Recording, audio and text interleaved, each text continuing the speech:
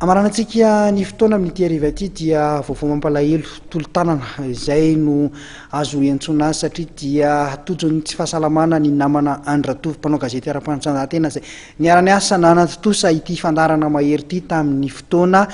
tany aloha tany. Ankehitriny ara dia tody tsy fahasalamana izy ary mila tolo-tanana avy amin'ny tsika rehetra izay nahafantatra azy indrindra itsika atao anatin'ny tontolo ny fanatanjahantena ny federasiona rehetra ny ministera eny atramin'izay rehetra afaka mandray anjara satria dia sarotra de sarotra ny fitsaboana azy amin'izao fotoana izao. Misy fanadihadiana manokana ity izay anaovany antso avy ihany koa ho antsika rehetra. Fananganana rafitra ho fitsinjovana ny ara-tsosialy ny mpisehatra eo amin'ny asa fanaova gazety indrindra fa rehefa tody tsy fahasalamana. Io kosa no tokony apetraky ny ministera ny serasera sy ny fifandraisana amin'ny androm-panjakana miaraka amin'ny olo-lavitry ny mpanao gazety. Io no nambaran'ny Andry Ratovo mpanao gazety malagasy izay tody tsy fahasalamana amin'izao fotoana izao. Araka ny fanambarako omben'ombeny zany de tsara ho ara mba misy sehatra hitsinjovana ny tontolo ara-tsosialy ny mpanao gazety eo amin'ny ara-pahasalamana na amin'ny ankapobeny eo anivon'ny ministera ny communication sy ny eo anivon'ny lavitra ny mpanao gazety mba hitsinjovana ny ara-pahasalamana izy ireo. Sanatriny vava tsy hoe na misy avisa zavatra ratsy fa zao misy ny mpanao gazety hitona paorina tsy mazafantatra mazava moa zay tena zavatra nahazo azy fa ny eritseritra na tonga ny eritseritra izany hoe mba tokony hojerena alohan'ny fotoana ireny mpanao gazety ireny indrindra rehefa fotoana tsy mahasalama azy dia mba ahafahana mitsabo sy manampy azy miala nenina jody fatotsy akory fa miala nenina mba hitsaboana ny mpanao gazety alohan'ny tena amoizana azy zany rehefa tsy salama izy fa sanatria hoe rehefa maty izy vao misy ny fihetsika maro isan-karazany atao aminy. Ka eo mbola averiko foana le antso hoe mba jereo hoe tokony andraikitra isan-tsokajiny sy tokony ny mikasika ny fahasalaman'ny mpanao gazety rehefa tojo aretina tojo amazona izao ary averiko lalandava le izy fa misy ny azo mitondra fanjakana atao fiara-miasa amin'ireo masolo vahiny fiara-miasa amin'ny fikambanana etsam-pirenena samihafa ny amin'ny mba anampiana ny mpanao gazety rehefa tojo ny aretina lavo ny fitsaboana raha aretina fohy moa ny fitsaboana vita ety ihany zany vita ny karama ihany zany fa rehefa tena aretina sarotra io tsy vita vetivety io ary tsy hita ny fanomezantsiny ny knapsa aveo no menatsiny ny mpampiasa aveo no menatsiny ary ninona no menatsiny fa ny tsara angambany dia izay mametraka rafitra zay mba hijerena hoe ahoana ny fomba ahafana mitsapa ny mpanao gazety.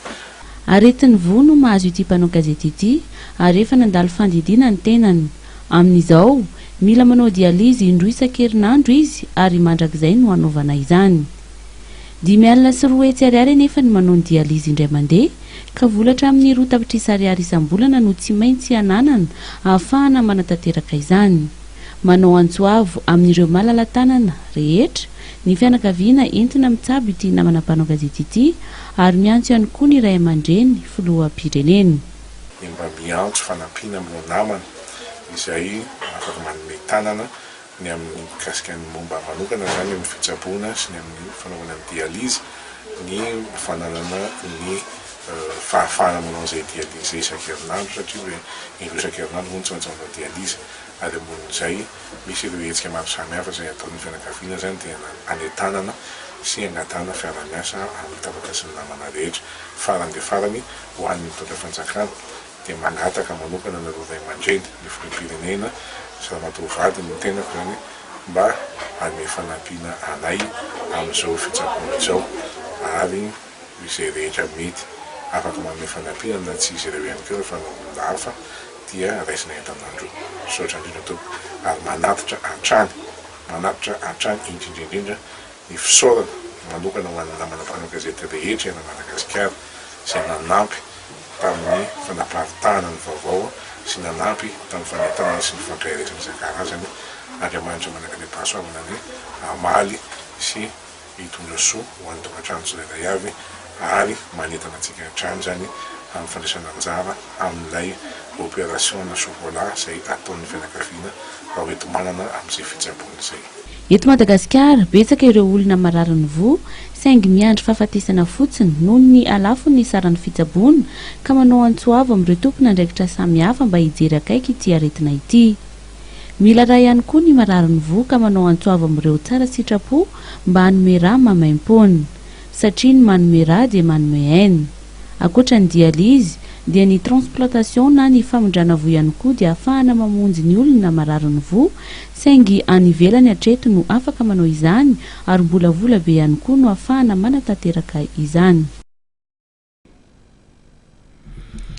Dia iny fanadihadiana iny tompolasy tompoko vavy no ametrahako ny veloma ao mandra-piona ho amin'ny herin'ny nitozona isorana betsaka ianao tany tokantrano tany nanaraka ny fandarana mahery hatramin'ny farany isorana hankirana amina teknisianina niarana tosan'ny fandarana tamin'ity androany ity. Veloma tompoko.